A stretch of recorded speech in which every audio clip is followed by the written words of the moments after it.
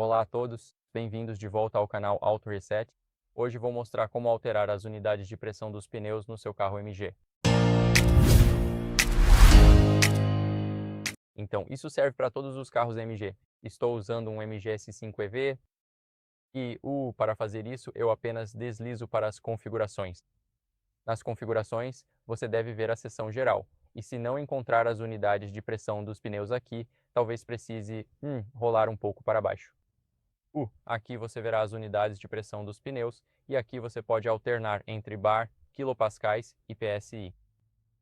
Então, é assim que vocês podem fazer. Obrigado por assistirem, pessoal. Se vocês gostaram deste vídeo, não deixem de curtir, se inscrever e comentar e vejo vocês no próximo.